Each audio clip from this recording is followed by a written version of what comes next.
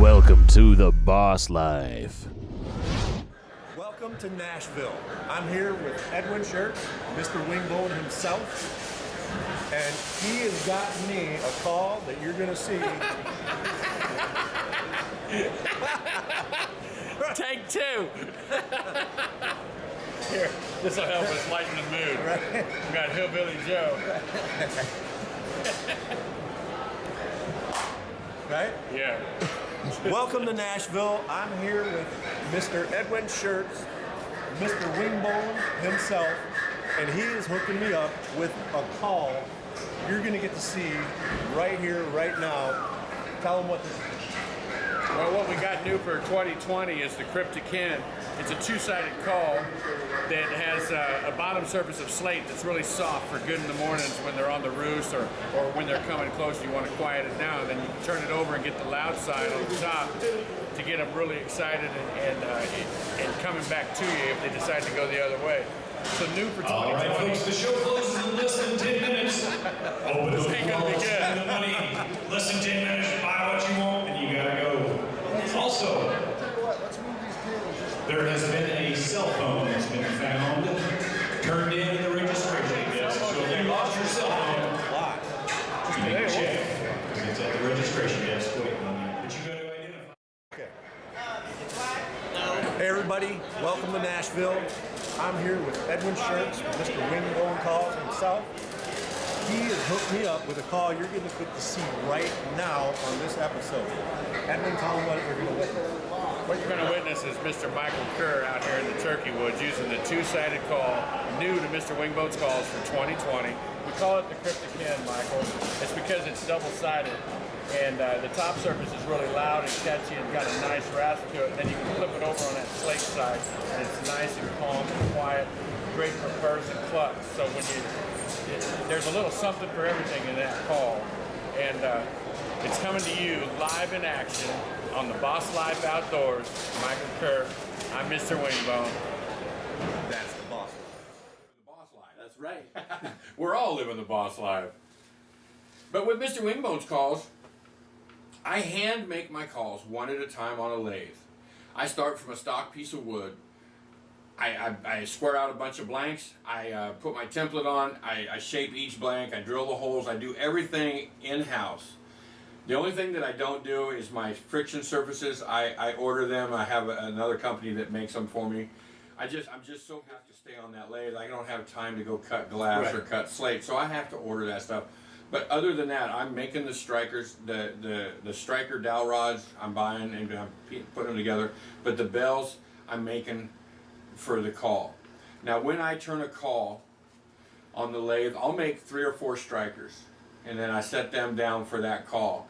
And whichever striker sounds the best with that call, you might get a hickory stick with that call because it sounds better than that rosewood for some reason. I don't know. But I can promise you that no matter what call you get from Mr. Wingbone's calls, it's going to be the best turkey sound you can have that I can offer. And that's what we're loving about Mr. Wingbones, is truly custom. He's taken the time, the TLC, to put that in your hands. We're showing you this. We're talking top-notch gear here as far as turkeys go. And Edwin, without a doubt, I've seen it, firsthand. And Thanks, Mike. I met you last year at the calling contest here in that we're going to be competing in tomorrow, and I was pretty impressed with what you had going on now. And now with this Boss Life, that's icing on the cake. And I'm a custom call maker. I make my own calls. I use my own calls to hunt with. I use my own calls to compete with. And I can promise you people out there one thing: I have not ever, and I will never ever, take another call maker's call and cut it up to use their dimensions. Everything I've done, I've attained on my own. I've done it myself, and I pride myself in that. I was just counting them the other day. I've got 25 trophies at home on the wall, and I've done it all with my hard work and sweat, and it's surreal. It's very rewarding to put your heart and soul into something and get that kind of results out of it. I've met some great people in my life, And the very first thing I was told by another custom call maker is, if you're getting into this to try to get rich, you're going to fail right out of the gate. It's not about the money in the long run. It's about the people you meet along the way, the stories you share, and the friendships that you keep throughout your life. And I've met a lot of great people in this industry with turkey calls. And I'm going to tell you what, you're one of the best, Mike, and I'm glad to know you. Thank you, man. You're welcome. You're truly a brother. Edwin is actually the first one to inspire me to go out with the harmonica, and He showed me how he did that. And if you have not seen this, be looking for his videos, because he's going to show you on his video how a turkey thinks a harmonica is another turkey. I can't wait to see it myself. it was a lot of fun. And it is. You will get to see it, and I'm not going to stop there. So stick with us. You're going to get to see a lot of turkey action and more. But Edwin Shirts, Mr. Wingbone's calls, you can get his calls at BossLifeOutdoorGear.com, and that is the Boss Life.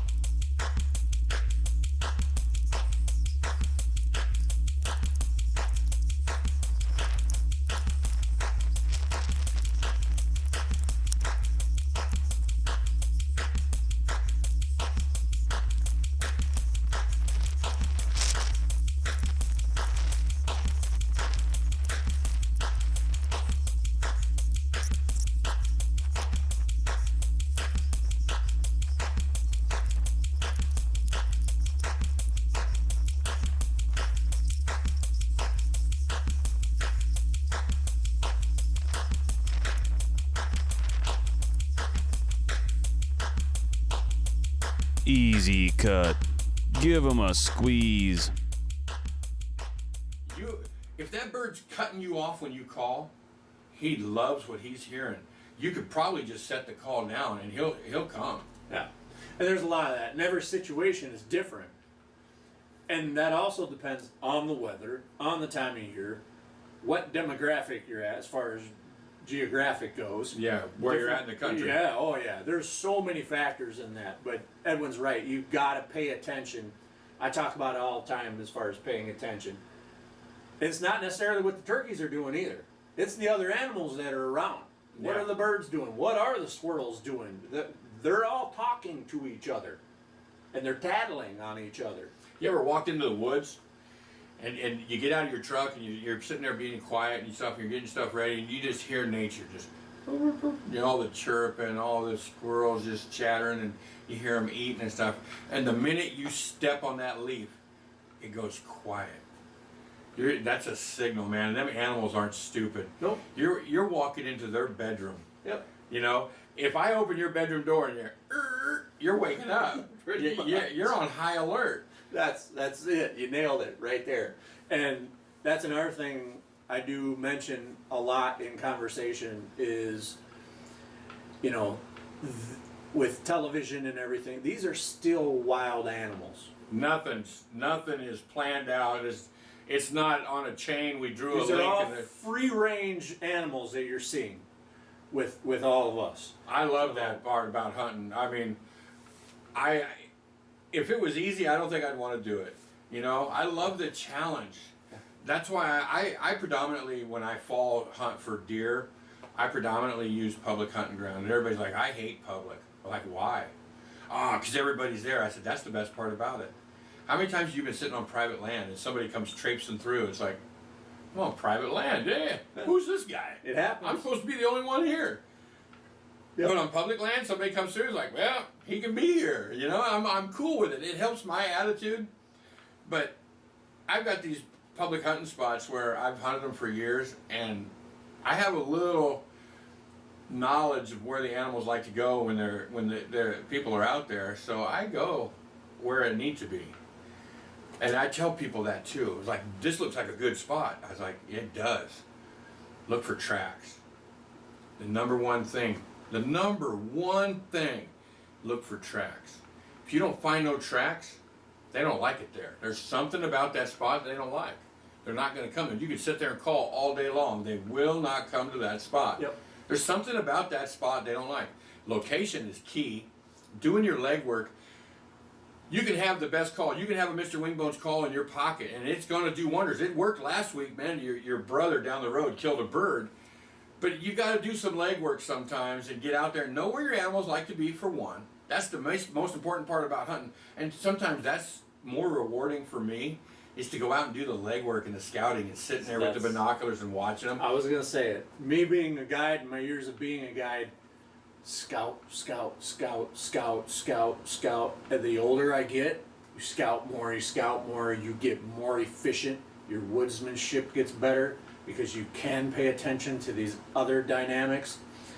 You know, with the animals talking and your surroundings and what the lay of the land is. I was just going to say that. You get to know the lay of the land. So if that bird's over here and you know there's a hilltop, you might be able to sneak around that hill. He's coming over this way. Now you're sitting there waiting for him. And it does help to have great products in your vest. And you're going to find them all here at the BossLife Outdoor. And the gear that he's bringing to the table, I wouldn't want to be in your shoes right now because there's going to be too many good choices. Too many. So welcome to week D of spring turkey hunting 2020. BossLife Outdoors. I'm here with Cadence. You got to see your youth weekend, and we're back at it. She's getting her driving hours in for her permit and driver's training right now. It's Mother's Day. We're on our way home. We're about to go see Ma. Now, after chasing birds around, not really getting a good shot this spring, I pulled the trail camera on a farm that we've been on several times, and here's what happens.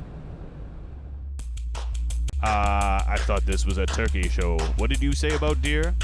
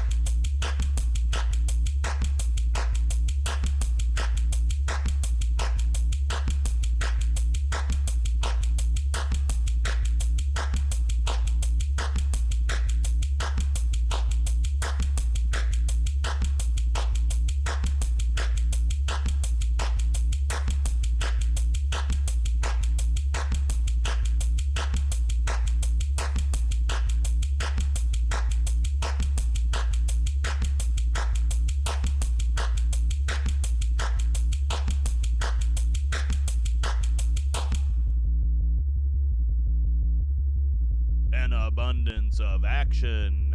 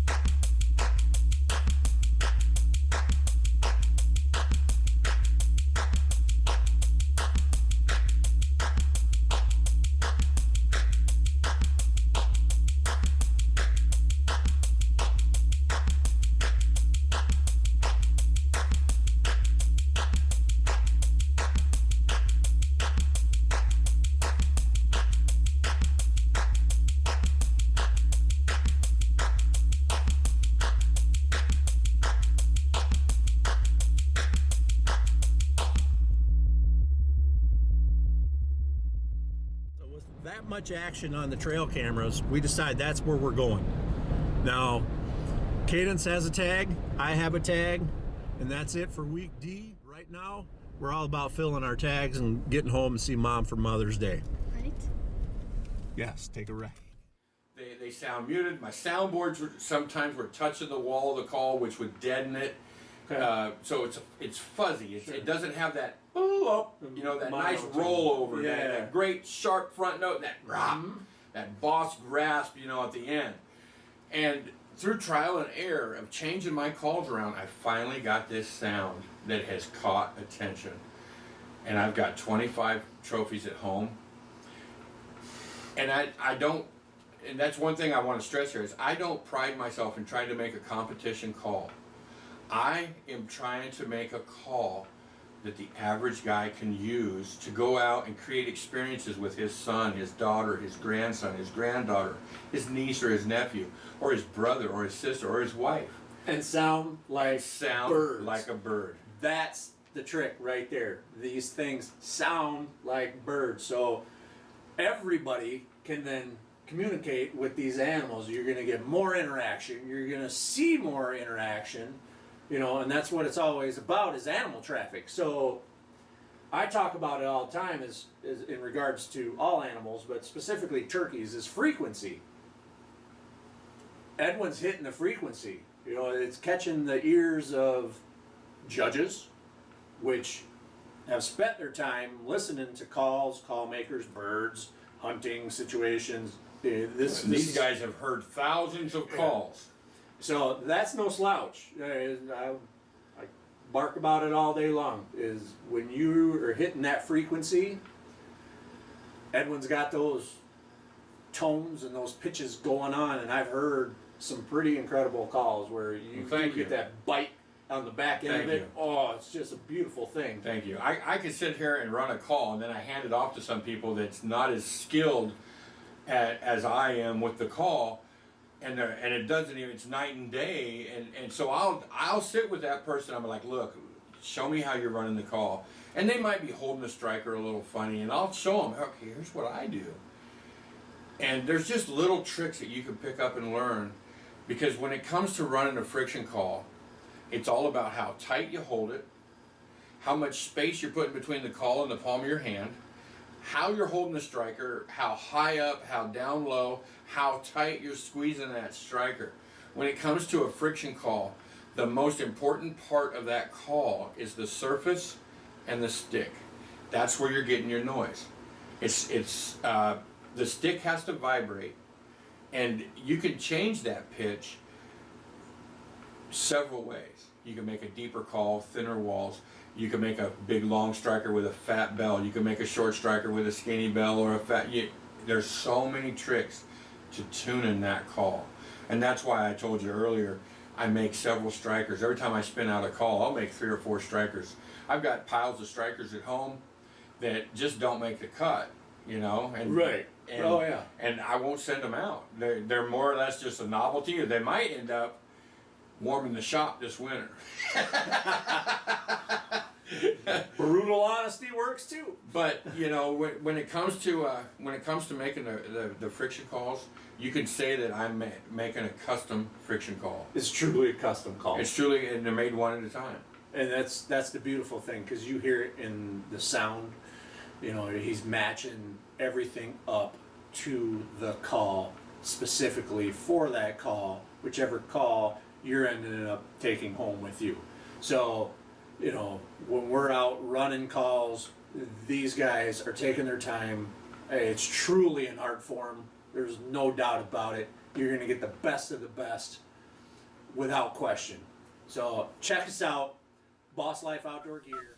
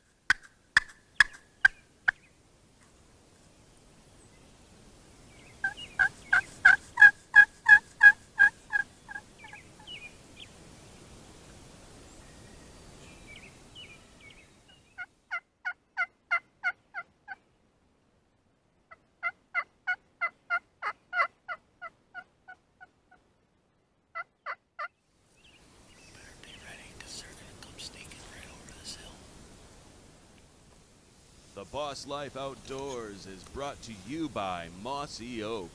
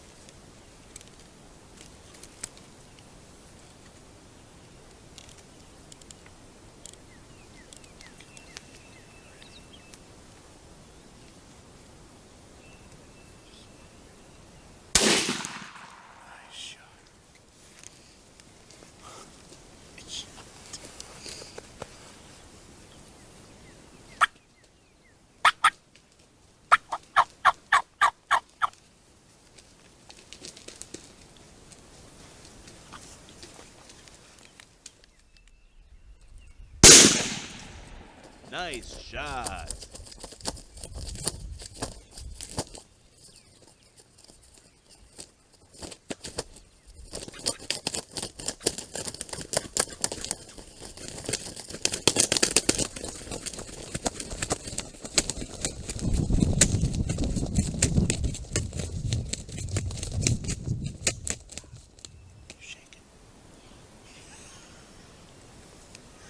That's a good shot.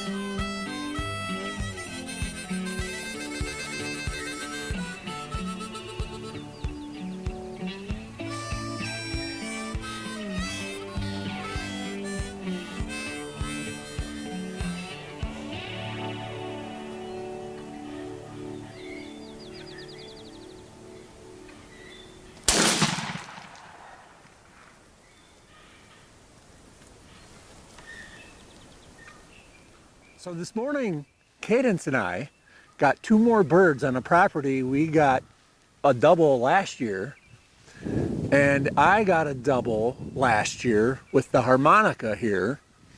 And I tell you what, there's a pile of birds.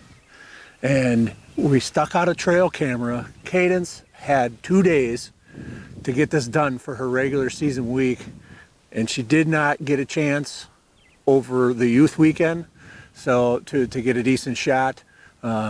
We kind of struggled the last couple days just because of the weather and the birds basically going the opposite direction off a fly down. So we came here, they're still gobbling, pulled this trail camera, and basically decided this is where we're sitting. There was a boatload of footage on the trail camera, and I tell you what, there's jakes, there's hens, there's gobblers. So it's Mother's Day. We decided, hey, Kate has punched her tag. These birds were still gobbling. We're gonna sit. 3 jakes came down. I'm gonna take a jake on Mother's Day and be tagged out for this week, and we're on to next week. But for the time being, we're gonna pack up, get out of here, and week D is done. That's the boss life. So this morning, we started off with some tree elves, had one of those gobble tubes from Primo's. Sound like a jake or a gobbler mixed in with the rest of the crew there on this crescent on the high side of this creek bed. And it worked. And where we were was basically straight in front of that camera, which was the tail end. And according to those trail camera videos, those birds were coming in there at 2-hour intervals. So 6:30, 8:30, 10:30 in the morning time. So we kind of knew if we do this right, we should have some activity. So if you're looking for a really, really good pot call, check out Mr. Wingbone's turkey calls from Mr. Edwin Shirts. And I tell you what, you will not be disappointed. These birds are loving that pot call. So I have no problem punching my tag on that jake to fill a tag with my daughter on Mother's Day morning so we can get home. We're done for the week. It's a good feeling. And we have turkey in the freezer. Spring 2020, quarantine. We're just gonna go hang out and wait till next week. Stick with us. As always, that's the boss life. Yo! The call that I'm using by Mr. Wingbones is called the cryptic hen. So, turkey and eggs. Turkey and noodles. Turkey jerky. Turkey. Turkey tacos. Turkey tacos. Turkey chili. I'll tell you what. Quesadillas. We smoked my wild turkey last year, and we had all this turkey left over. All right, I took my nephew's bird. I took my bird, and we smoked them all. I cut them up to breasts. I didn't smoke the whole bird. We did it in pieces. We smoked them all. We had a big feast. Everybody cooked, or everybody ate, and we had a bunch of bird left over. I was like, what am I going to do with this bird? I made a stir fry with smoked wild turkey, and I used fresh vegetables. When I make a stir fry, I use fresh vegetables, the water chestnut. I go all out, and I make it. And I even put peanuts in it. People are like, you put peanuts in it? Heck yeah, I put peanuts. You go eat at the Chinese restaurant, there's peanuts in it. Yeah. And I'll tell you what, it was so good. There's turkeys. There's so much you can do with it. Oh yeah, yeah. The closest thing that would compete with turkey would be a pheasant. A pheasant's delicious. Yeah, you can't really screw it up. Man, my favorite way to have a pheasant is to cut it in strips and bread it like a fish and throw it in the grease. And you can do the same thing with turkey. You can do that. Oh yes. Yeah. We went to Michigan this year, and Pat Muffler, I met him through Rick White at the Grand Nationals this year. Went up to his place. He went around and scouted for us, like we said, scouting. He went and scouted, got these birds and everything. So anyway, Brad and I went to Michigan. We got them on film, and we got these birds, and we had a cookout at Pat's, and he fried them, and oh man, deep fat fried turkey nuggets. They were delicious. And he used, I've never heard of it before, but it was called self-rising flour. You take self-rising flour, put a few seasonings in it, and then just stir all that up, and then you take your turkey pieces and you egg wash them. You know what I mean by egg wash? You Yep. just dip it in Yep. beaten up eggs, dip it in the flour, throw it right in the grease, and it comes out like a blonde. It's a blonde breading. Dude, it's the bomb. I mean, I've had turkey a lot of ways, but there's something about that self-rising flour, and the trick is peanut oil. When you cook, you got to use peanut oil. There's your Boss Life tip of the day. Mr. Edwin Shirts from Peanut from Pat Muffler all the way in the northern UP, Michigan. Peanut oil when you're frying your turkey with self-rising flour and whatever ingredients you like, it's delicious.